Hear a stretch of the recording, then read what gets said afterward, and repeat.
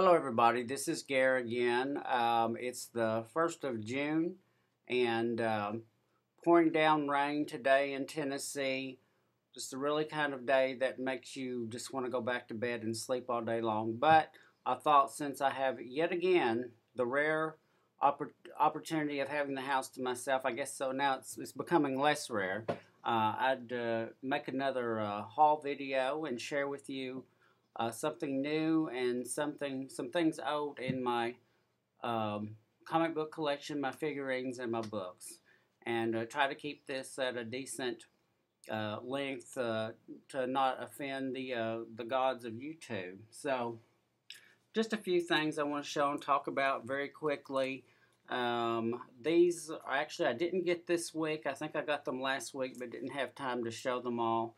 Last week I mentioned being a Mike Mignola fan, which I am, and he just started the BPRD Hell on Earth series. This is going to be this is the first of 3 issues, and it's called The Devil's Engine. And I would highly recommend this. This is excellent. This is fantastic artwork, very good, strong writing.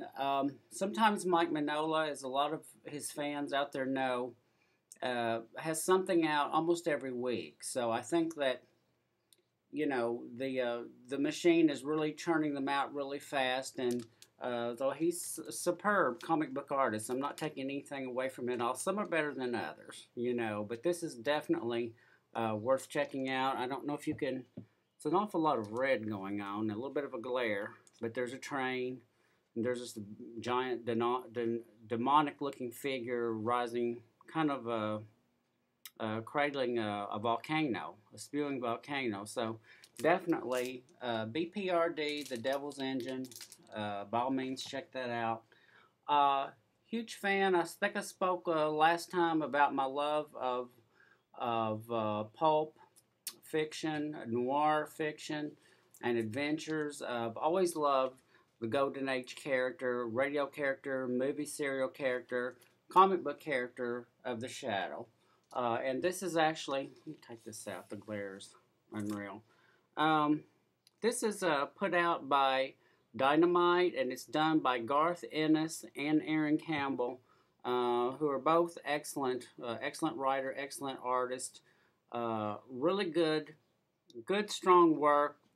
Writing, the writing is good, but the characterizations, I'm a little still, you know, the jury's still out for me on this. You know, the relationship between he and Margot Lane's a little strange, you know, a little different from what it's been in the past, but definitely the artwork and the writing, it's worth checking out. This is actually issue 2. I have issue 1, but not with me, obviously, so we'll work on showing that next time. I do have Curse of Man. I think this is the one that you were mentioning. You asked me, did I have? This is issue 14 of the Mighty Thor with Enchantress on the cover, and she's just a really dynamic, fantastic, and scary babe, I guess. You know, very powerful and pretty merciless, you know, but that's a great issue. Very quickly, I want to talk about an artist that I discovered recently, a great lesbian cartoonist who has put out a couple of collections in recent years that have been critically acclaimed, as well as being highly readable and superb artwork, named Alison Bechdel. And a lot of you, when I say that name, you're going to be, you know, of course you know who she is. I've just recently discovered her, you know, and I'm just devouring her work. But this collection called, oh, this cover's not showing up at all. It's called Fun Home. I believe this actually came out in 2007 or 2008. And the fun part of it is actually, that's short for funeral. Her father was a funeral home. Her father was a funeral director. And this is about, her works are largely autobiographical. They take it, and they're pretty literal. And this is about when she was a child growing up and with her father, who died tragically in an accident, perhaps suicide. It's never answered completely.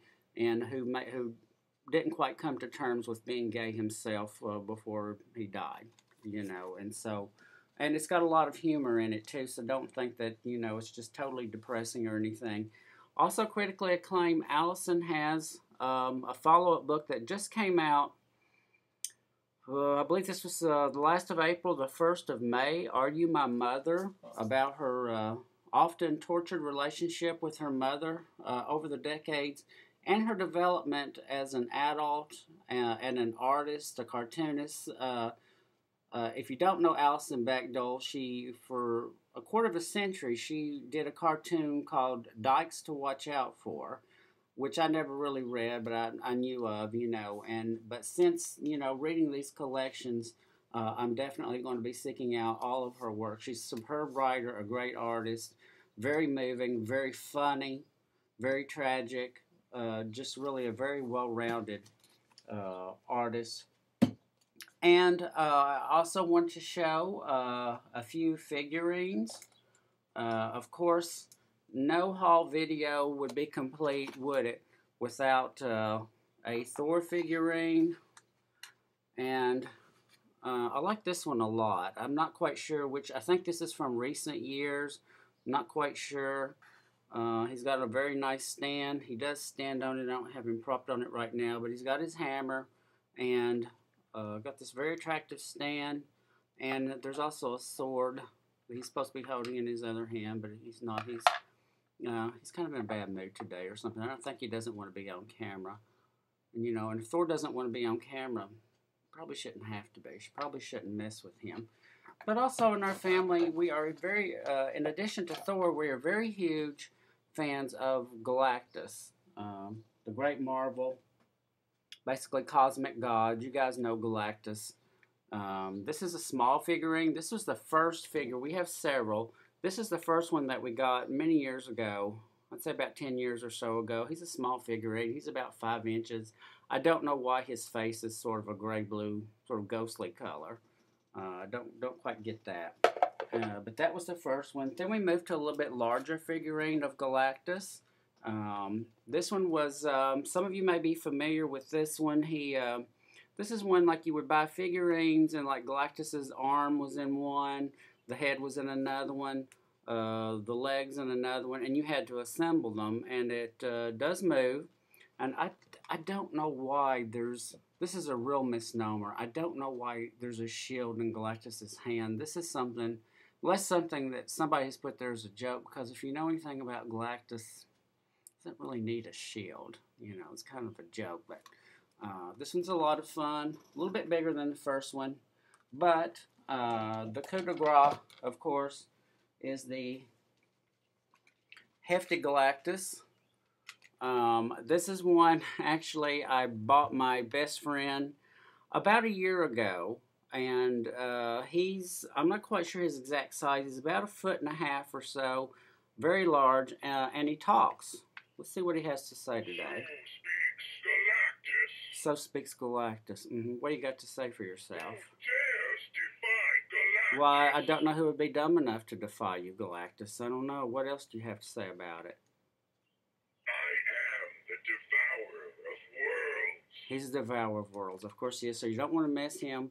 Fantastic figure. I think I paid about $80 or $90, after my discount at the store. But anyway, just wanted to share this with you. I hope all of you have a great weekend, really great time. Thanks for watching. Please subscribe, comment. I'm really enjoying all of your videos. Love your videos. League of Readers. Don't know where you've been lately, but I miss your videos. Dennis Duchette, I love your videos as well. Of course, Curse of Man, always entertaining and fun. So all of you guys have a great weekend, and I'll try to do another video in the very near future. Take care.